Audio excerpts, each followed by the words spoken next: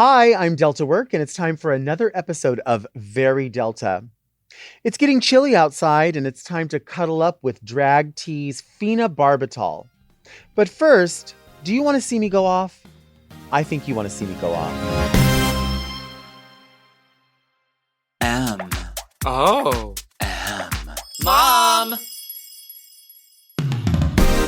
Are you a lady like me? Introspective, beautiful. Oh, are you intellectual like me? Beguiled by a bargain? You like wild times? Oh, like me? Are you serving the community like me? Well, if you are, then you must be very Delta. Hi, I'm Delta Work, and this is Very Delta. This is a luxury public access podcast and YouTube talk show where I look beautiful, speak extemporaneously, and invite interesting people to sit on the couch and get very Delta. Very Delta is for the woman who accepts free soap samples outside of Bath and Body stores. Today's show is going to bring the drama, girl. But first, let's get into some things that are very Delta. So here's the thing. It is Thanksgiving week, and we are rolling into a ton of holiday experiences. You're going to be pulled in a lot of directions. You're going to have a lot of expectations put on you, and you're going to have a lot of people to smile with, a lot of babies to kiss, a lot of food to eat, and you have to pace yourself. We have gone through 2 years of the unknown, not really aware of who we're going to see again or how we're going to see them. Outlook has changed. Politically, everything has changed. We don't have time to be uncomfortable anymore. There's no reason. I've talked about it before, and I will talk about it forever. Do not put yourself in situations that make you feel uncomfortable, obligated, make you feel ugly, or make you feel like you have to explain to other people why it is that you live your life the way that you live your life. If you are conducting yourself ethically and you're not hurting anyone, there's nothing more that you need to explain. We're going to be going to parties where people are going to be making off-color jokes that make you uncomfortable or make you realize that situations are very, very real, because as much as they say they're joking, if you can feel that they're coming from a place that's very, very real, stop it. Don't have time for it. Walk away from it. There are people that you're going to encounter that you're not going to be able to change their minds. They're not interested. They're not here for a conversation. Stop. Don't afford them the conversation. You don't have to do it. These holidays are very difficult to get through because there's many people that we have lost, or situations that have changed. You've become a new person. Politically, a lot of people may not be on your side. Stop being on their side. Stop owing them a visit. Stop owing them a present. You don't owe that to them, because if they really, really were earning that, they would have the respect for you and the respect for the people that really matter most to you. These are people that just came through an election and voted against the people that you love, or voted against you. These are people that say, oh, I'm only fiscally conservative, but I love you, or I'm just voting in general because I have to get this way or that way. No. They're going to have to suck it up, and they're going to have to realize that money is changing hands, that opinions are changing across the board. These are things that are scary to have to do, to say, oh, I am no longer politically this way because I realize who I was before was a crock of shit. And they're going to have to realize that. They're going to have to recognize, in order to protect you and the people that you love, they're going to have to make some sacrifices too. So going to these parties, and not just politically, I'm talking about going to these parties also that are just uncomfortable for you. You don't have to buy somebody a present just because they bought you a present. If they bought it out of obligation, why would you return obligation? You should be doing that because you want to, because you like to, because it makes you feel good, or it made you think about them. Going to these places and eating people's food, like, oh, so-and-so always makes this casserole. We have to eat it. I can't stand it. Don't eat it. It's okay. Plenty of other people will eat it. You don't have to put yourself in these situations that seem so scary, so uncomfortable. Honestly, just don't even feel good. This is your time. You should be enjoying the holidays yourself. Maybe you don't celebrate holidays at all. Maybe you just want people to fucking leave you alone. Tell them to leave you alone if that's what you want. You don't have to do what everyone else is doing or what you've always done to continue to get respect from people, because they weren't respecting you. They were just looking at you going, yeah, you did what I told you to do. Let them respect you. Require that they respect you. You don't have to go up to people and start an argument. You don't have to go you call somebody and say, I just want to let you know, I think you're a fucking asshole and I'm not coming to your parties anymore. Maybe you just don't like the way their parties are. You can make up a white lie. I'm a firm believer that a white lie is not the same as a very, very dangerous lie. Some people say, oh, a white lie, it's the same. Lying is lying. I don't believe that. I don't believe that's true. You can save someone else's feelings and your own feelings by creating something that is very realistic and could be a thing. Sorry, I can't make it because I'm going to be a little bit late at work. Sorry, I can't make it because I'm not feeling so well. Sorry, I can't. But if you feel so compelled to say, I'm sorry, I can't make it because I want you to know that all the years that I've been coming to your place or doing what it is that you do, you make me feel very uncomfortable. The conversations that you have are very uncomfortable. The people that you slight makes me feel very uncomfortable. And I just don't like that. And if they come forward and say, well, oh, we're just joking, or I've never felt like you were joking. It's okay to tell people that. I've never thought that you were joking. Someone once said something very, very important. And that is that in an argument, when someone says something to you in the heat of an argument, that's what they have been dying to tell you. If somebody says something really shitty to you or something that really cuts you deep, they've been waiting to tell you that. Remember that. Listen to it. Hear them. Absorb it. It's very, very important. So if you tell these people, you know what? I know who's all going to be there. I just don't think it's for me. I love you so much. I'm not going to be there. If they come back at you with, no, you have to come. No, you have to do this. No, you have to do that. They're putting an expectation on you and requiring you to be uncomfortable because they feel uncomfortable and they don't want to be the only person who feels uncomfortable at this event.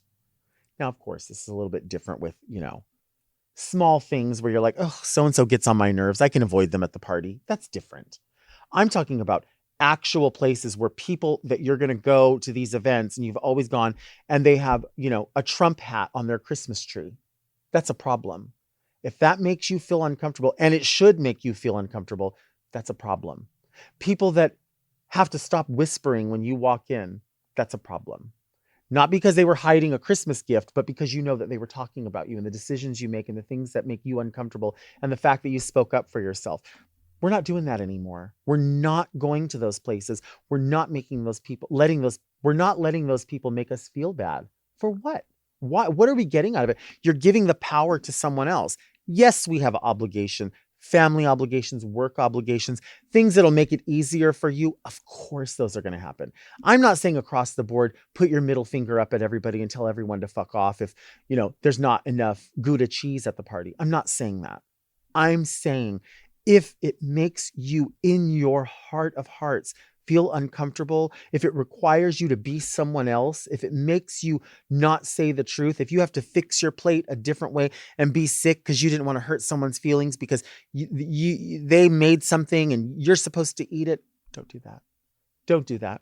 No one should have that power over you. And you're giving them that power. You're allowing them to do it. You don't have to do it. You can create your own spaces. You can create your own festivities. You can create your own environment, or you can say straight up, I don't celebrate any of this. Maybe you don't, and that's okay. Maybe other people do, and that's important for them. Maybe you want to do half of it. You can do half of it. But by no means should you be going anywhere, eating anything, buying anything, spending any money because everyone always expected you to do it because you always did it. If it's uncomfortable for you, stop it. Stop it, stop it, stop it. Don't give anyone that power. And you know what? Sometimes the food is really shitty. Sometimes the wine is cheap. Sometimes the presents suck. Sometimes you just don't want to be there. Maybe you just don't want to be there this time, but maybe you want to go to another event. That's okay too. This doesn't have to be across the board. It doesn't have to be, you have to stand up for yourself at some point. And it's okay to say, you know what? I don't have the strength to do this all in one just because you said to do it because that's what you do. You can maybe just set a little bit of a barrier for yourself. Just, set your foot down, put a line in the sand and say, what I'm not going to do is go to so-and-so's house because that's the thing that I was dreading the most. Or what I'm not going to do is get myself in debt to show people how much I love them. I want them to know that I love them so much. I don't care if it's $3 or $300 for the gift. If you don't have the $3, stop faking the funk that you do have it so that everybody else is impressed that you showed up with a bag full of presents. Baby, there's no Santa Claus and you're not Santa Claus either. So fuck it. And you don't have to explain yourself. I mean, across the board, if you feel like you need to have this conversation to stop something with someone and say, I don't want to have any part of you anymore, that's not a holiday conversation. That's just in general, this isn't going to work. But you really don't owe it to anyone to explain anything. I'm not coming because I'm not coming. I won't be there because I won't be there. If they continue to ask those questions, they're pushing you into saying yes. They're forcing you to say, I want you to live your life the way I live my life. You're forced to do what I do because it makes me more comfortable. I don't give a shit about how comfortable you are. Don't let them do it. You don't owe them an explanation. And if you have friends or family or coworkers or a boss or anyone that keeps prodding, well, come on, this is going to be this way. It's going to be that way. I want you here. You have to do this. It would mean so much to us if you would do this. They're more concerned about what it would mean to them, not what the experience would mean to you. They're not concerned whatsoever. If they keep prodding you and if they keep calling you and they keep telling you, you have to do this. We've always done this. This is the way it's always been. Those words from people, this is the way it's always been, is what makes everyone feel uncomfortable. You deserve to have whatever you want. If you want to eat Jack in the Box in the morning on Christmas Day, then that's what you want to do. If you want to give out everybody a tube of lipstick in your favorite color, that's what you want to do. If you want to tell somebody, thank you, I'd like to sing a song for you as a gift, then that's what you want to do. But don't let anyone keep prodding you and pushing you and telling you this is the way it has to be because you're going to be mean to me if you don't come. My wife cooked this. Your niece needs this. But what about what you need?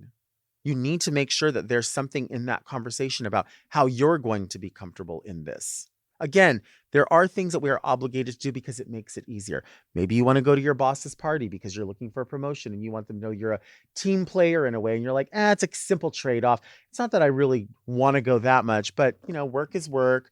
But if you're going to go into like a pit of snakes where people are doing nothing but talking about you and then going, oh, hi, and giving you little smiles and a little nod here and there. They're placating you. They don't like you. Why in the world would you force yourself to be around people like that?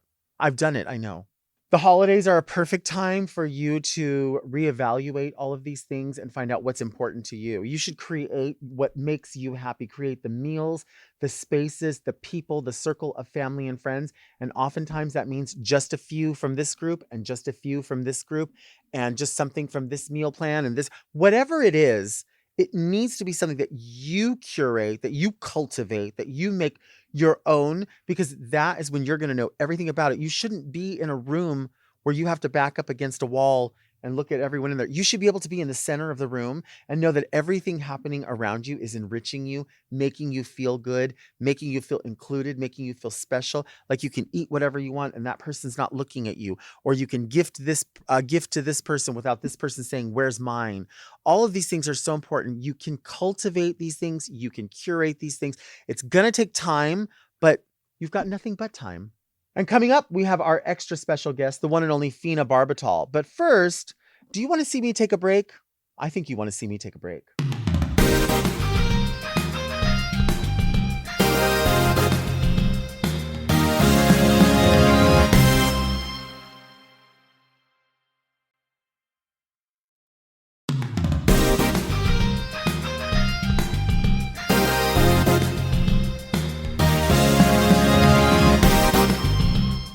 And we are back.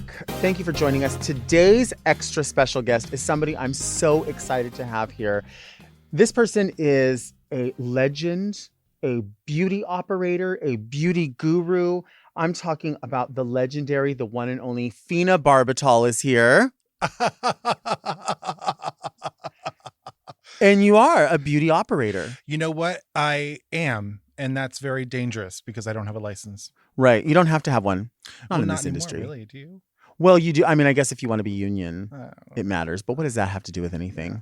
Yeah. Ugh. Yeah. All those fees. Yeah. And we tried and they just so don't allow expensive. Forget that. What is phenobarbital? Have you had phenobarbital? So Fena Barbitall. I don't do drugs anymore. I'm not in meetings or anything weird like that. I just don't.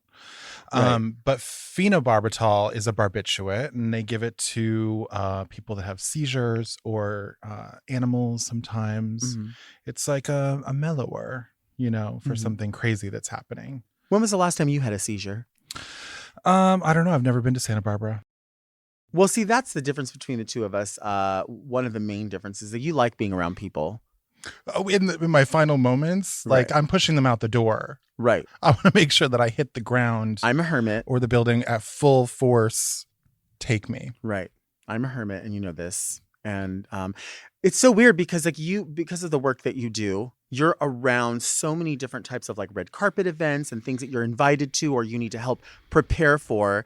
So you because you do legitimately like being around people and you love meeting new people, but you also have to sort of train yourself to be in that environment as well because there's a lot of bullshit and you're like, I'm working, either you're representing yourself or you're helping represent other people because you work with Trixie and Katya or have extensively. Tell us about that. Well, it's something I kind of fell into. It never was like really meant to be, and then it just kind of happened. And I make no apologies for myself, the size of my body. Being a bigger person in a situation where you're like surrounded by like in a small recording studio or TV studio or things like that, it can be very difficult. That's why whenever you see the Kardashians on a red carpet, they're followed by a string of skeletons that are helping with their hair and makeup. Right. Whereas like, you can also attest to this, being in a situation like that, where you feel like uncomfortable taking up any space. Right. You just can't help it. So I had to get to a point where I was just like, you know what?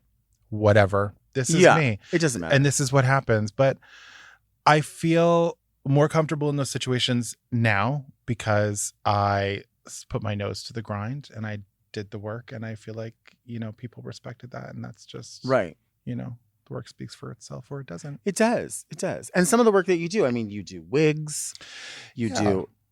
I started the first time I ever teased a wig. I was like a little baby gay, and I had a wig from Party City, and it was an Afro wig. Let's just be real. Well, not an Afro wig. It was like a long curly lioness, and I remember teasing it into a giant ball, and I don't know. From there, it kind of took off. I never went to school. I kind of wish I did go to school for it, but getting into the wig stuff. Katya was the one that was like. She always noticed that I would style my own wigs or kind of like do something to them. So when we first moved here, she was like, oh, I have all these things. Can you just, do something with these bags of wigs? Right. And it just kind of happened. Right. And now, because of that, now your position. Yeah. And now I style wigs for local queens. That's really nice. I like doing that. I've worked with other people from, other TV stuff. I just did a wig for Christina Aguilera's stylist. Nice. And it was like he like took a photo. He went to Christina's Halloween party, and it's like him dressed as her from Moulin Rouge. And she's like behind him. And I'm like, I never imagined, because when I first started doing drag, Moulin Rouge had like just come out. And I could never imagine that like I would have something of mine in the same photo, even with such a legend. Right. Like things like that. Every time, like, do you ever get that? Like whenever something big like that happens for you, you kind of like, little gay you is kind of like, how did that even? And you try to like, it's like for lack of a better word, it's like you kind of want to brag about it because you're like, this is cool. Like, I want people to know that I'm grateful for this, but that like, I did that. Like, I fucking did that. That's so fun. That's so cool. And even like, maybe like Flashback Friday or Throwback Thursday, Way Back Wednesday. Those are all places where like you can bring it back up into a conversation. And even though I think like, oh, people might be like, girl, you already told us this a year ago. But then there's other people that missed that. And they're like, I didn't know you did that. And then it also reignites that in the eyes of other people that might be interested in utilizing your skills because they didn't know you did that. Yeah. I feel like you're someone who I could see doing a Kevin Aquan style book That's of like fun. your beauty tips, your hair, your accessorizing, your like everything. Like, you know what I mean? Like an all over beauty book. I could definitely see that for I you. would love that. Well, we could actually do that together because you have a channel, you have a show that you do on YouTube. Yes. that's where this show is. Yes. And that's what we do. But you share some of these ideas, the things that are people need answers to, people want to know, but they also want it from a real place. I started this YouTube channel. Basically, it was baking in my brain about a year ago. And that's when I decided to not really push myself to be on tour with the girls anymore and kind of do my own thing. Yeah. And so I was talking to my friend Steven, who actually does all the editing. And, you know, I just brainstormed and figured out what kind of videos I want to do. So there's like, you know, makeup, hair, crafting, and then like opinion piece. Right. And none of it is meant to be like, oh, well, you've been doing this wrong all the time. It's not At all. It doesn't come off like that. And for me, that's fine. Like I can, you know, do that or whatever. But mine came from a place of a lot of tutorials that I was watching when I first started were very intimidating. And I my approach is like, you know, drag for idiots, you know, like those books, like, you know, something for idiots. And it's all supposed to be fun and just no pressure. You know, that's why we're doing short little videos like how to put a wig into a ponytail, not anything else, how to cut bangs into the wig, how to, you know, put eyeliner on, how to put a lash on, things like that, little short clips. And I've kind of like through that process, like, you know, you've done like shows and put yourself out there on Instagram Live all the time. Once you like kind of watch it back and you can like stew on it and realize what you really want to do in the future. Sure. That's good advice. I mean, I always tell people like I have a hard time watching myself because I'll get caught up critiquing the things that maybe are not anything that other people are concerned about. They're concerned about the content. And that should be the concern. But then there's some other times I'm like, why wasn't this bottle here? It's over here. Or why wasn't this eyelash that, you know what I mean? But we're human. I mean, nothing is perfect. I always, the funny part for me is like watching it back. I feel like in the moment, like I'm screaming. And then I watch it back and I'm like, right. I'm like, God. And then I get the one of the number one comments is like, you have such a soothing voice, you'd be great for podcasting. And I'm like, oh, so I don't have the face for YouTube? Damn. You have the face for podcasting. Which, you know, I take a compliment wherever I can get it. Well, listen, they're the ones watching you. So exactly. I mean, they must love it. Plenty of people do. They probably just don't notice, you know, because they can't see my legs. Damn. They can see your boobs. But I was always so inspired because whenever like during like the dark ages, when you were always on Instagram Live, like doing something every day, that's a commitment. It was fun, but there was like nothing else to do. Yeah. And I was like, if this bitch can fucking muster herself in front of that camera every fucking day, there's no excuse for like anyone else, you know? It was a great place to like sort of learn, I think, like what else we're capable of. I mean, I definitely love a package that's just like there because then the vignette. Because you're more comfortable. Like, you know what I mean? And so then with that said, you're able to then control. Like I always had my camera. I always say this to people. Like I see my clips and I'm like, wow, I had people fooled for a long time that I had one chin because that Instagram Live camera was here. And I'm like, hi, everyone. How are you? And it's like that. And then now like the clips come out and I'm like, I'm so mad at Wendy's. I'm so fucking pissed off. Did you guys see my pumpkins? And it's like this. And people are like, oh, well, no, we still love you. But you got to get Davey to come in here and grab you from either side. Right. I think that all the time because, you know, you look at something different and you're like, well, you know what? There's only, I mean, we both have worked extensively, I would say, with different sort of celebrities, helping them prepare to look great in front of the camera. But when you're the person that like you have to create the content and then try to Oh. make yourself look great. Oh, girl. I used to think that as a kid, like you would watch like news reporters. I always wanted to be a news reporter when I was a kid. So I would see them like out in the trenches, and then you get these storylines of people like, well, they have to brush their own hair, or they have to fluff themselves up, or whatever it is they have to do to make themselves look as presentable as possible. And when we're doing that, again, in any of these spaces that we do that, we're like, well, I mean, this is as good as it's going to get. I promise you, if I was doing it for someone else, like I would know. Exactly. You know what I mean? When you're doing Trixie, Katya, RuPaul, whoever you're doing, you know, like, okay, I've got a monitor, walk back, monitor, walk back. But I have a question though. So when I'm doing like Queen Select to Watch for Netflix or one of my main jobs, like Katya is so easy. Like, you know, I kind of go in and you'll see me in videos like shellac her down and she kind of stays like a wax figure for an hour until it all falls apart. And then for Trixie, I'm literally in the monitor and then like kind of looking at her because she has all that black on her eye and it creases, of course. So the one thing that like her, like a big note is like, if it's creases, we have to stop cameras. And I go in and look. Did you have anything like that when you were doing? Yeah, we did. Like there was, there was always the conversation about the fact that like, the supermodel likes her wig pulled very, very far back because she believes that, or explained to us that the bigger her forehead looked, the more youthful that the appearance was. I didn't understand that philosophy, but I knew that that's the way it had to be. So oftentimes we would say like, you know, it looks very far back. And it was like, nope, that's how I like it. That's how it's going to be. And then of course people on the internet would be like, why is the wig so far back? And it's like, you have to understand these are the confines that you work in. Same thing with like, you know, face tapes or anything like that any of us use or don't use.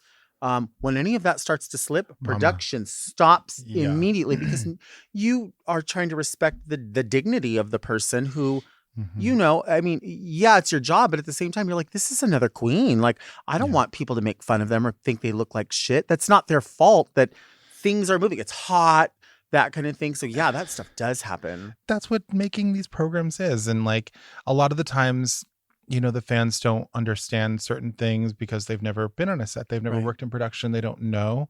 And that's totally fine. That's, you know, that's not for them to understand. Like this is all a fantasy for them. As far as they're concerned, we are on a CBS lot in, you know, Times Square. And on the other side of this curtain, there's 100 million fans and they're all just showing you their breasts. And there's just unlimited amounts of like, there's a Diet Coke fountain over there. There is, I know we have a Wendy's in the back. I sure, of course, complaining about it, but you know, I think they were doing the best they. Yeah, for sure. But no, I mean, when you say that, I think about the idea that there's so many, as far as entertainment goes, there's the talent, but then there's also the creative end of something. And then there's the post end. So many times people go, oh, they'll get this in post. And it's like, you have to handle as much as you can in the creative end so that the people in the post don't. But then sometimes if something slips through or, you know, the person in charge sees something, they're like, oh, just put this filter or that filter. It may forgive this, but then it amplifies that. Right. And you're like, I don't know what to tell you. I don't work in that department, but they don't work in your department. So, yeah. And sometimes, you know, like you said, you will stop rolling if a lace is really dark or this or that. And it does take time. And, you know, kind of when you're like the department head, which they like gave me that title for the Netflix show, department head vanities, which was like, huge, you know, that's a big massive flattering thing. And like then the pressure is all on you. Sure. So something in the vanity is off, it's on you. So it kind of, I like it because it kind of excites me into like doing better, but it is a lot of pressure, especially when you're given only a certain allotted amount of time. And you know, sometimes if the building's on fire, I'm just going to rescue the hottest one. You know, this is your philosophy all the time, though. It is. And it goes right back to my show, like on YouTube. Like, I'm not showing you all of the secrets. I'm showing you some of them.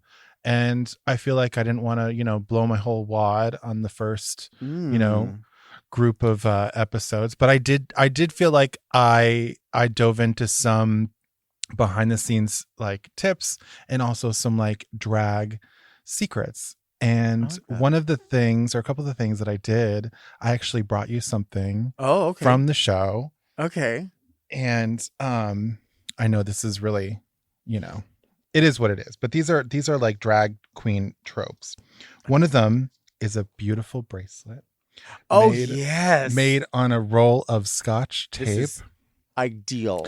And I know people that are like, oh, well, this doesn't fit my hand. Bitch, you put it in your hair. Ponytail. Yep. You pull like a ponytail wig through it. You can like something. Thank so you. this is for you. And a signature piece of mine. I've put these in wigs for Katya before, and I get a lot of comments on them. But I brought you your own shitty birdhouse. Oh, I can wear this. I'm going to wear this for Christmas. So it's a birdhouse covered in fake bird shit and bird poop. I don't know if we can say that. I love this. And yeah. How did you craft that? What is that? Is it like a resin or something? It's just it's hot glue. You shit on it, actually. Yeah, I left it out in the woods, and nature took its course. And does a bear shit in the woods? I don't. You taste that. I remember when a bear shit in the club. Oh, it was on Bear Night at Hamburger Mary's.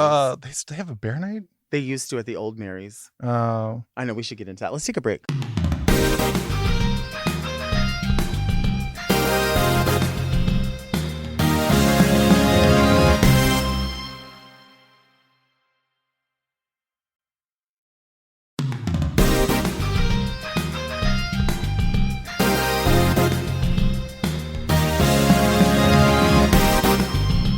And we're back. We are back with my extra special guest, Fena Barbitall, who is the absolute doll, so glamorous all the time, teaches people how to be glamorous, or at least incorporate new tricks into glamour.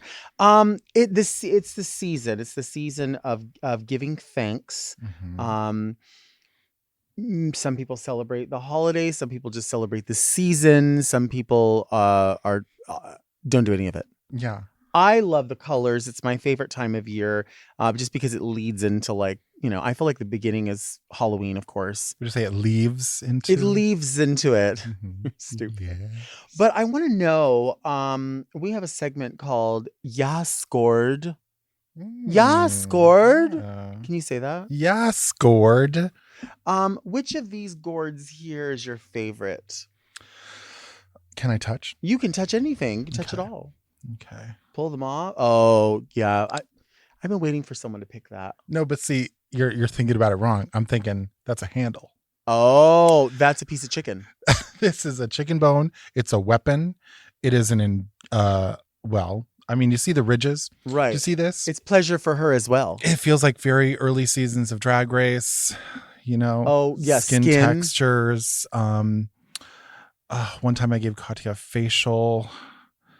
With cosmetics or no, you didn't have none of those were involved. How would you smooth that out, do you think, with cosmetics? Oh, so have you ever had fillers or anything? No, but I need to. Don't tell me. I'm obsessed. I'm now obsessed. It's now. What have you had done? So I've had my lips done a few times because you don't say. My family has a receding lip line. Okay. So we're white. So it just like crawls back inside. You don't say.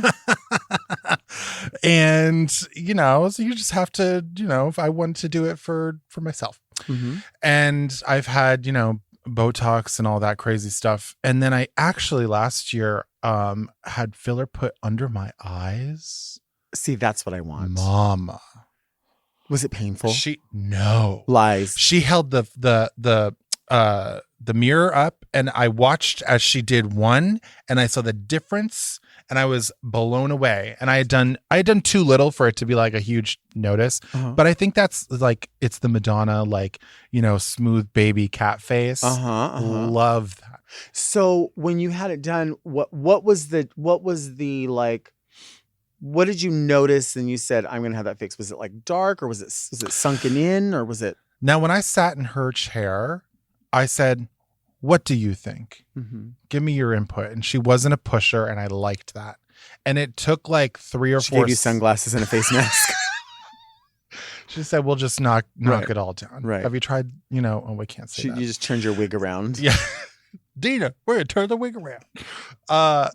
she said, well, this has been a big improvement with people. They love doing it and they see a huge difference. And she was right. I mean, there's something about it. You don't even really notice. You don't even know. I didn't even know it was a thing until she said it. Mm-hmm. And then when I had it done, I was like, oh, bitch. The makeup sits better. Ooh, okay. I love it because it's the little things, you Mhm. know. I could go to the gym more and I could do other things to, like, you know, this is my other joke. I always would joke with her. I'd be like, so I know, like, you know, from the neck down, that's a whole different story. But from the neck up, Right. what can we do with these? What can we do cosmetics? today? Right. What could I have that's like I don't want like a immediate? long term. Yeah, exactly. So if I was to like sit this down in a chair, I feel like it would be like some Juvederm filler, Okay. and just like smooth it out. Okay. Then you take some sandpaper and you buff. Okay. And then you do, what do they do? The ramen noodles with the nail glue. Uh-huh. Have you seen that? Yeah, I How have. They put ramen noodles and everything. Cover it in ramen noodles and nail glue, and then forget about it. And that's it. That's it. Yeah, because it doesn't matter, because you know what? It's just a gourd. Yes, gourd. Yes, gourd. Yes, gourd. Yes, gourd. Do you eat gourds? Do you eat like pumpkin? Do you like stuff like that? You know, this year was the first time that I was able to partake in a pumpkin spice anything and it not Really? upset my stomach. Okay. Did you ever have a problem with like pumpkin spice like upsetting your stomach? Well, I mean, whenever anyone asks me about stuff that agrees with me or disagrees with me, I explain to them that I ate soup and salad in a restaurant and shit all over the place. So, I mean, no matter what, yes, everything at some point has bothered me, but I've never gone to the doctor or figured out exactly what is the trigger. Mm-hmm. I just do it all and just hope for the best. And sometimes I'm pulling over to like, you know, go to the bathroom where there's no bathroom. And I'm like, please, can I please use your restroom? You don't want this to happen. Well, you know, I'm from the Northeast. Mm-hmm. I'm from Massachusetts, where You the don't where say. the pilgrims where the pilgrims are from. Uh-huh. I've seen Plymouth Rock, and I wasn't impressed. But You weren't. I feel like that is the land in which pumpkin spice was birthed.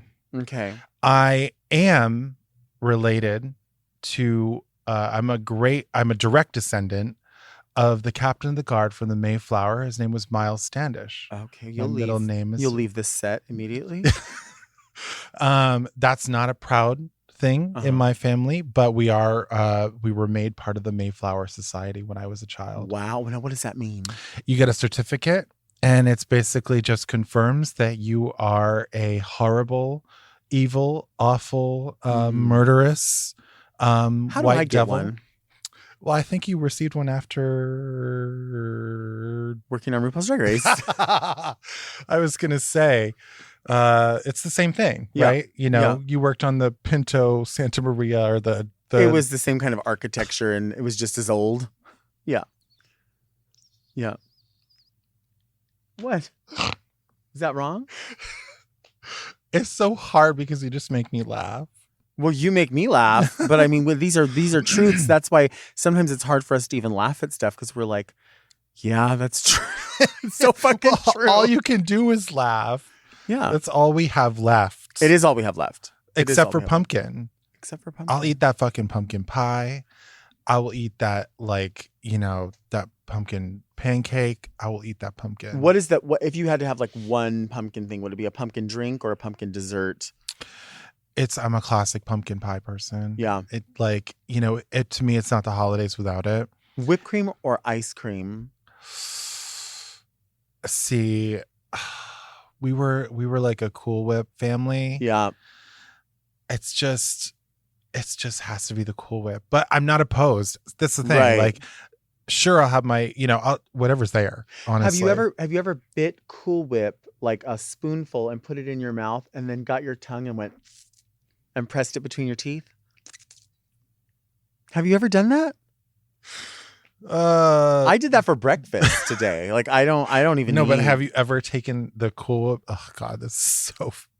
And put it on the gourd and got the ridges and smoothed it out. I I'm not ashamed to admit that I've definitely done a scoop of Cool Whip Okay.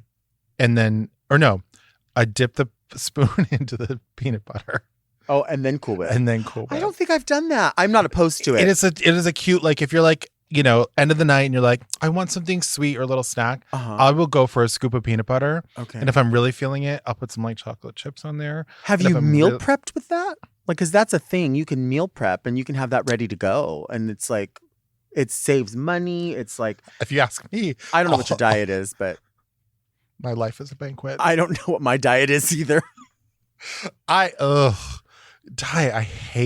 hate diet. Really? I hate diet because it immediately in my head screams, that's not going to work. That's not, yeah, I know what you mean. That's not not gonna your work. solution. Yeah. Like I feel like diet is just so, it's something. Were you a chubby kid? I was when I got like maybe this is a very like TMI, but I don't really care. I think it was like maybe around when my mom married my stepdad and things were very weird. That's when I definitely started to pick up weight. And that was like just as like a preteen. But as a little kid, I was very skinny. I think similar when my parents separated. That's when that's when the weight came on. Yeah, for sure. Yeah, absolutely. It's one of those things where, you know, when you're like a chubby kid, you like learn these things, like especially growing up in like the 80s and 90s, like all about diet, all about fitness, the workouts, the 80s and 90s for sure. Like that shit was incredible. High voltage. Exactly. Energy up. Woo! Exactly. I had to check my teeth because I thought there was like a chunk of lipstick sitting. You ever have that? A chunk of lipstick? Like just because I always have crumbs in the corner of my mouth. Oh. And so I'm always like scooting it in and then like I just figure it'll like assimilate into the rest of the lip, but it doesn't. It just like sits there and I'm like, hi everyone. And there's just like a full tooth missing. Do you ever do the I do. But then I'm like, where do I wipe? Like, where do I put it? You can. No one's gonna see it. No. This is one of those like wonderful weaving world of the Wizards show that you do. What's it called? Wonderful Wizards of Waverly Place. Wonderful Wigs of Fena Barbitall. Weenie Barbitall. Listen, the names were put through like, I want to say about 40 to 50. Wait, what just happened right now? Like the wig? Because it went like, it came like all the way forward and then went back. Sometimes. But it's right in place. Nothing's moved. It's just. Well, I wish I could clone myself so I could. Do you want to use my letter opener if your hair ever itches or you want to lift it? That's what I do. You can use that. Yeah. I know. Trust me. 20 more minutes, we'll be done and we'll be dead. Do you ever feel like when you get into drag, like during the pandemic, getting into drag, it was, I feel like I had to make it a whole day a thing, make it last. Right. Because you're putting all the crap on. Like, come on. Like, I'm not going to put all this crap on and then do one thing. Like later today, I'm probably going to go home and like, I don't know, do something. Right. Make a something or a video sort of, saying, come see me or something. I have to start making a video because yesterday, guess what was announced? What? The auditions.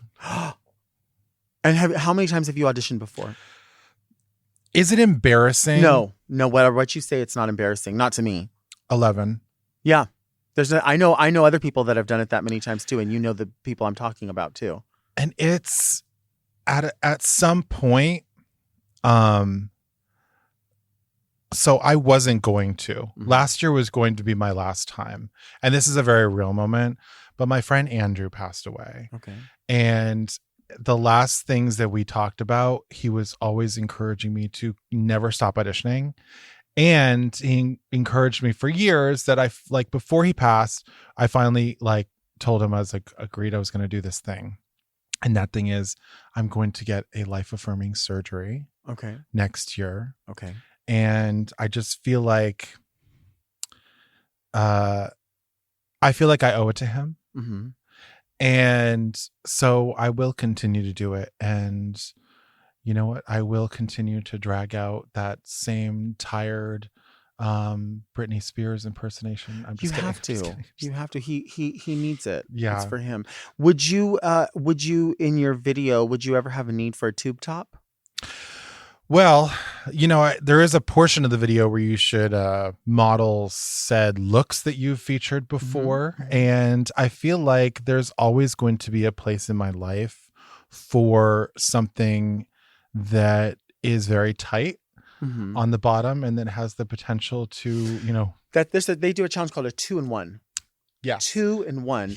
And we discovered that you do have that in your wardrobe. You have a few items like that. We were at Hamburger Mary's one night in Long Beach, and we were sitting on that patio, which is really where the show happens. But we were hanging out, and I remember we would like do the show, and then we would go change into just like a little something, a Yeah, cocktail dress yeah. or whatever. My And Forever 21 Yeah. special. Yeah. And we go sit on the patio. And I remember I was seated and you came out and I said, "Oh, I saved you a spot over here." And you came over to that spot and you like looked fantastic and sat down next to me. And we were in sort of like a long bench and the tables were in front of us. And you sat down and I remember I heard it before I saw it. And it's happened to me. That's why I knew. Oh, yeah. I heard it before I saw it. She sat down and all I heard was, "Pfft." And I realized, and I looked at you and I could just see you there and you had on a tube top. And I said, "Fena, what happened?" You said, "I guess I'm wearing a tube top, not a tube dress anymore." And where was it? It was here. Sometimes it just, when you've got too much. See, my weight is weird. It distributes differently depending on if I'm sitting or standing. Right. Oh, yes, I understand. You know what I mean? Like sitting down, I'm giving Gilbert Grape's mom. Right. Standing up, it could be, Anything. Gilbert Grape's mom. In a tube top. After she died. Right. But sometimes you're wearing something very tight and it doesn't, fit you exactly right, which, Forever 21, God bless your soul, but you're not making, items for glamazons. No. And sometimes when you sit down, that item will start to roll. And I feel like this is a real world problem for women with childbearing hips that can never birth a child. Those are Mayflower exactly. compact. I am made from old-fashioned Pilgrim White Devil stock. Right. And it happens. And so I remember I said, "Well, we'll just get up and I'll fix it." And you were like, "I'm not leaving this spot until everyone leaves the club." So we sat there and that was just the way it was going to be. Which has never been a problem before. No. That's something, oh God, I haven't been there in so long and I miss that so much. And every time I think about like, oh, I should call and throw my name back in the ring for like bookings and stuff. And then like, I don't know, my brain, it just like never remembers to like fucking do it. Yeah. But at the same time, it's like when you're constantly like, I feel like, and again, I always say the pandemic, but coming out of the pandemic, then we realize that we're doing other things that like, that's our new pattern. Mm-hmm. And because it's our new pattern, it's like, well, how do I jump back into that and do this pattern? Yeah. Because that's something interesting for both of us is that we have worked on shows or where we are a person that's helping create in the creative end, whether it's specifically hair and makeup, but also you've done wardrobe stuff. And then we're also entertainers. So you have your name as an entertainer, but then your name as somebody who works behind the scenes. It's hard to live a life in front and behind and then have people think that you're doing them both 100% when you know you are. Yeah. But they're like, well, which one's more important? Well, that was my thing when I worked for Mac. I worked there for 13 years and it was always the balance of like doing drag and also like working there. Like I could have gone on to do amazing things and been really high up. But I just, drag for me was my passion. It was what I loved to do. It made more money. And like right now, working behind the scenes, that really like pays my lifestyle. Right. If I could make that with drag, which I love doing, I would absolutely do both. Like, so, I mean, that's constantly why I do throw my name back in the ring for, whatever shows or whatever, because that's what led to the creation of my YouTube. Was I couldn't sit around and wait for someone to come and discover me. I had to do it, and just I'm not getting any younger. Right. And for fuck's sake, drag is all fucking toddlers and tiaras now. And I kind of feel like, I will continue to like shove myself down their throat You have to. until they swallow. You have to, because they will. They have to at some point. Like every time I start my tape with like, yes, I'm back, motherfucker. Because I know you remember my face. I know you remember my name. And yes, I've gained weight over these past 11 years. I've literally, my body has like, grown. And I always say, listen, got to get me on now before I get any bigger because Shut up. Like an idiot. I just use different kinds of cameras. But I'm like, fuck, bitch. Like, I don't like, it's the only thing that, and it's hard because you have to have something like that to be able to really do what I do. You know what I mean? Because I'm not a live singer and I'm not a gymnastics dancer. Right. So like to do what I do, which is what I consider classic drag, right? You kind of need these things to propel you. So it's that like, and it's like when I lived in Boston and I've been doing drag for 20 years, this September was 20 years. Wow. I always would see on Facebook, like you and Chad Michaels and like Mayhem and like all the girls here on the West Coast. And I always felt like such a sisterhood, even though we had never met, never spoke. And I always be like, oh, I feel like a kindred spirit. Right. Because we were all trying to do the same thing. And it was before it really exploded. And then moving here and getting to meet all of you was like, oh, it is like a kindred spirit. And they do fucking get it. I love that. Yeah. I mean, if all drag is valid, we hear that all drag is valid. Come on, Drag Race. Come on, Drag. If it is all valid, then the classic drag has to be valid too. Like we can't be like, oh, you're old school. Well, maybe we are old school, but what's wrong with like, what's wrong with finishing your hands with nails and putting perfume on and putting together a cohesive something? Like that has to be validated too. I want to see the uggos. Yeah. I want to see the oldies, the gargoyles, the uggos, the chubbos. I want to see all of that. And you on check my off TV. all those boxes. I really do. I just don't understand why they don't know. Well, let's take a break.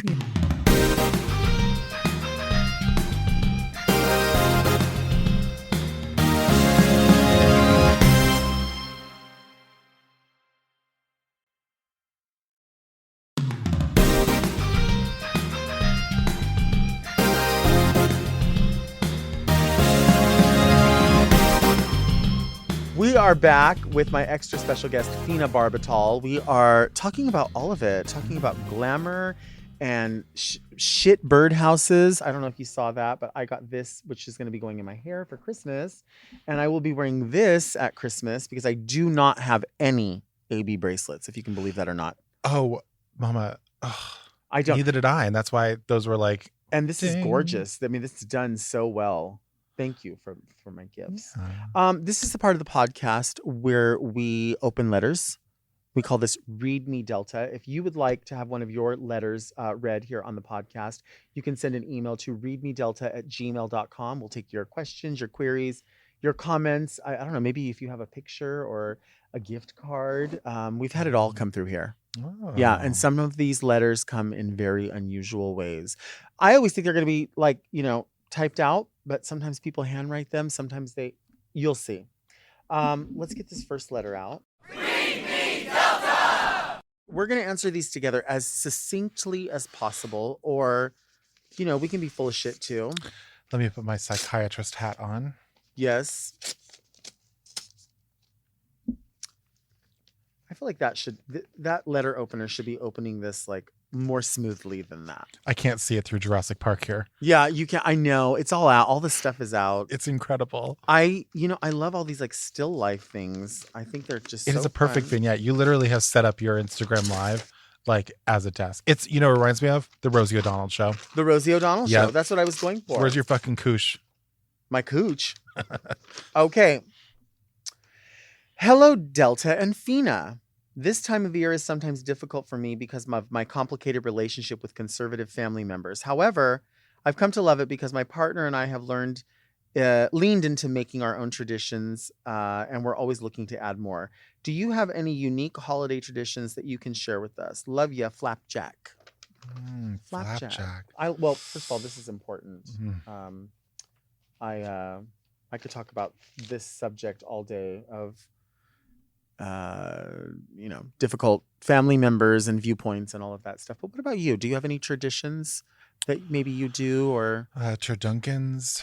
Well, moving here, being my family being on the other side of the country, sometimes I've gone back to visit, but I like to keep the spirit of the season alive. Mhm. So I will decorate the house down Yes, you will. Santa boots. Mhm. And that's for me my favorite part is the decor and like, you know, I have a big window and like everybody in my building will like walk by and sometimes they'll stop and be like, "Oh my God, I love your like tree or your lights or whatever."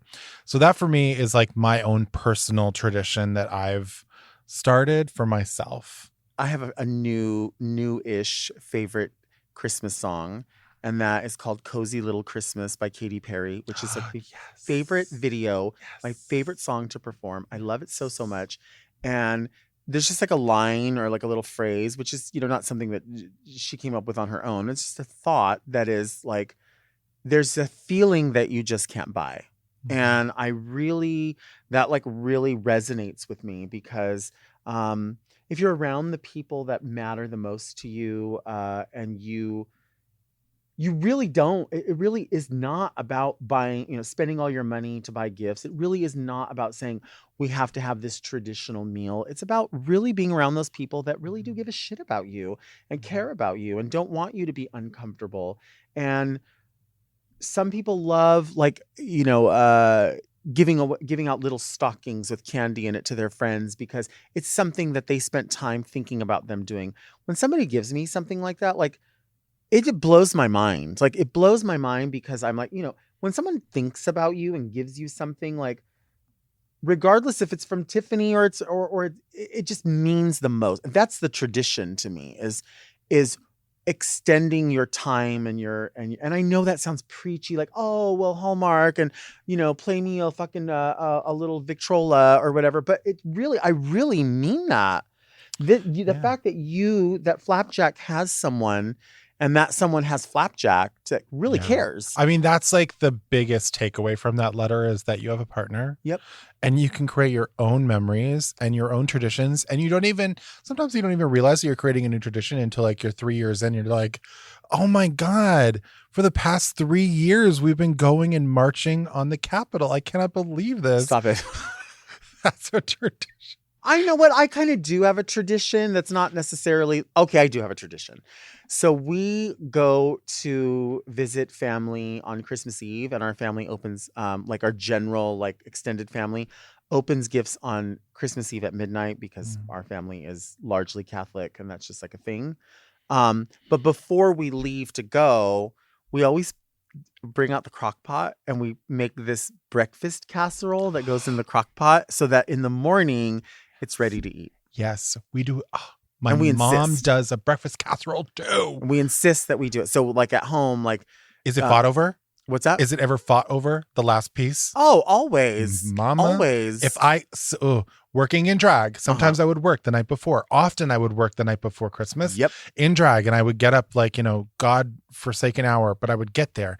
And if those little brats had eaten the last piece of that freaking casserole, it was over. I would have, you know what? Fuck Christmas. Yeah. Not on Christmas, Dawn. Not on Christmas. Not on Christmas. So yeah, I mean, little traditions. I don't know that I have anything that big. I also usually go to Trader Joe's like a couple of days before Christmas to get all of the things that I'm going to want to have on Christmas Day so I don't have to leave. I do have a friend that her family's Christmas tradition is for some reason they always eat Jack in the Box Christmas morning. I mean, I don't know why they do it. They have full meals and all this stuff that they plan out, but for some reason when they wake up in the morning to open their presents, they all eat a Jack in the Box. I don't get it. They want to shit themselves. I guess halfway through the gifts. Like I've been doing the Whole Foods. So Whole Foods will prepare you a whole Thanksgiving or Christmas meal. Okay. That you just have to like heat up. Literally all the fixins and everything. Okay. And you just go pick it up the day before, you stick it in your fridge. The next morning you pop it in the stove for like 20 minutes and it's done. And it's done. And it's fucking incredible. I love stuff like that. Yeah. I actually always wanted to be the kind of person that like went to a restaurant on Thanksgiving. I've done that. It's not the same. Yeah, but like if you're like, I mean, I want to be rich enough to like rent the whole restaurant and like, and I want it to be glass all the way around. Yes. Yeah, and like maybe you look out into the ocean and you're like, oh, we're having our and you know what I mean. And like, I need you. There's different types of cranberry, but I don't want to eat it because I don't like cranberry sauce. You're a holiday person, and I need you once in your life to experience a Christmas in New York City. I would love that. I've only been there one time during Christmas, but it was really quick. I was doing a gig like early in December, so it was just that. And Manila met me there, and she knew that I was flying out early in the morning, and she was like, the one thing I have to take you to is Rockefeller Center, and I have to take you to have a real piece of New York cheesecake. So she took me to Junior's, and the cheesecake was like that tall. And she's like, you have to at least have this before you leave. I don't know when you're coming back, but those two things are going to matter to you. Yeah. And she couldn't have been more right. And I remember we walked down like the boulevard, and it was like the decorations in the windows at Macy's. Oh my the Macy's God. windows. Are you kidding me? It's so magical. I remember before I used to go to like the Mariah Carey would do her like residency, her Christmas show. Fucking incredible. Wow. Like to me, that's Christmas. Right. Oh jeez. These letters. Oh, geez. I tell you what. Is it in a cornucopia? It's in. Here we go. Falling leaves, bonfires, cozy sweaters, hay rides, pumpkins, friends, family, blessings. Do you ever see like a dish towel with a saying on it and feel compelled to put that on Instagram?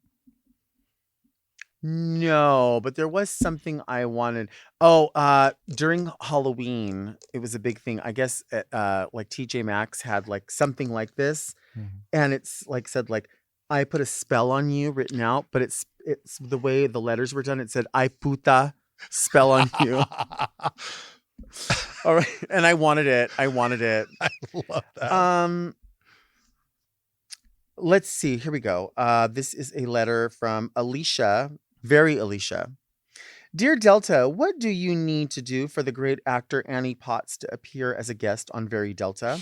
I have to have this happen as my health depends on it. Love, Very Alicia. You know what, Alicia? I would do anything for that. I am a major Annie Potts fan. I can recite lines from films.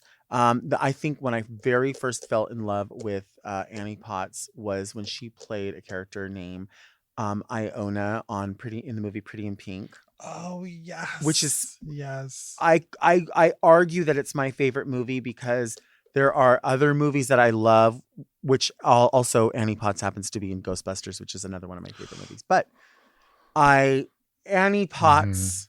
If Annie Potts could be on this show, I would do anything. I would. Which character would you want her to be, though? Oh, well, I mean, I would take her as herself, of course.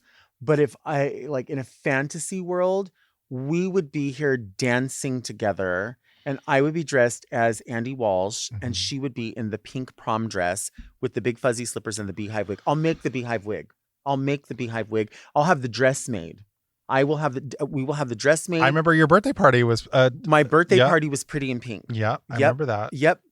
And it was a blast. And so yeah, we need Annie Potts to be here. This is like my favorite. Like she was in so many things that I absolutely love, like Designing Women. Jesus, Mary that whole show and in general, like that. But her specific character was just like broke so many stereotypes. And she was she supposed to be the tomboy, or she was just like a career woman, but yeah, very like just a loving mom who was having a hard time with her kids were growing up and she was shouldering all of these responsibilities. I remember an episode where she was talking about subliminal messages and how you can send subliminal messages. And her daughter, she was afraid her daughter was interested in having sex with this boy. So she would be like, all right, I'll see you later. Don't have sex. And like everything was like, oh my gosh, you look great in that dress. Don't have sex. And so she would do it over and over and over. And it was like, that wasn't even the case. But like She was a mom. It was the 80s. Like we Yeah. were going right into the 90s. And that she was like one of the only characters that really stayed the whole right. run. Right. You know, that was, oh God, I loved that. And of course, Ghostbusters, so funny. Yeah, I loved her character of Iona. Like she was like had the spiky hair. Yes. I actually wonder about that hair, like how they did that, because it was really far out. I mean, you could write that down for next Halloween season Yeah. costume. Let's That's have a another- costume party and be like different Annie Potts. We can be different characters. Can I just come in a crock pot? Yes. Just Yes. as little orphan Annie? In the crock pot. Little orphan Annie in a crock pot. I don't know why you wouldn't. In fact, we might make that for her. Yeah, we might all be in a crock pot. We can make breakfast crock pot casserole with Annie Potts. I don't know why we haven't done that. I know why. We just thought lazy. We're lazy. We're lazy. Which If love. I tell you what, if Annie Potts was able to be here, I would put on a pair of tights, a pair of fishnets, and a pair of pumps instead of just sitting here in Skechers and track pants underneath this table. Can you imagine? What would you want to ask her? I would want to ask Let's her- say, okay, let's role play. Okay. I'm Annie Potts. Hi, Annie Potts. Hi, Delta. I would want to know what it was like being playing your character on Designing Women, which is about different women developing and in the 80s, as far as like all of the political stuff that's happening. How were you handling that outside of the set as a real person, not that character? I have one funny story about bodies. So one time, this is when I was touring. Don't say. I was on tour with Tracy Mattel, Mm-hmm. and it was very early morning in an airport. I know you know this, set the scene. You know Okay. the scene. Very early morning, and I have all of her luggage, and I, as the assistant, I go up and I put everything through the belt and I give it to the people. And so one of the bags was over by like 15 pounds, and we were just trying to figure it out. And like Trixie comes up and she's like, "What's going on?" And the person behind the counter says, "Oh, he's 15 pounds over." And she looks dead at the girl and says, "He has a different body type." And did the person even get it?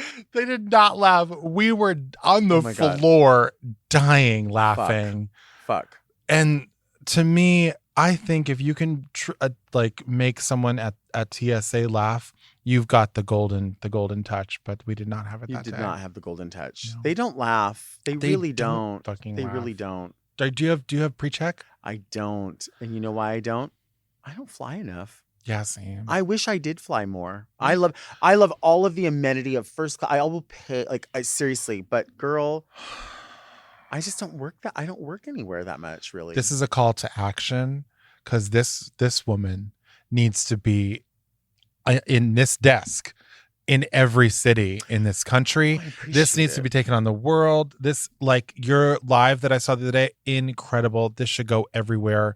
I see people that do this that are like horrible. So there's no reason why, Thank you. Yeah. But that's not going to help. You know what would help? We're going to be right here. Call in today. Right. You know what would help is if you sent a message to Annie Potts. If you sent a message to Annie Potts on Instagram or wherever Annie Potts is, her email address, and let her know that this show really needs to be called Very Annie. And we need an episode of Very Annie right here. We will have anything that you need available to you, except for a budget. But other than that, we will have plenty of sparkling water, still water. We have candy bars. full size. Full-size candy bars. And we have people that are grateful. And we also have a skeleton crew of just really nice people. So anyway, thank you for being here. Thank you for having me. My beautiful friend Fena Barbitall here at Very Delta, Very Fena, Very Annie. Thank you all for listening to Very Delta. You can now search for Very Delta on your podcast apps. We come out every Monday. And you can find us here on the Mom Podcast YouTube channel. And also a special thank you to everyone watching the talk show on YouTube. Also, you know what's Very Delta? Subscribing to Mom Podcast so you don't miss an episode. You can send questions about sparkling water, still lifes in water, hydrotherapy, anything you want, you can send those questions to readmedelta@gmail.com. You can also follow me on Instagram. And of course, we now have dedicated socials for the show if you follow at Very Delta on Instagram and TikTok for clips and all kinds of different updates. Join me next week right here for another episode. And until then, keep things very Delta.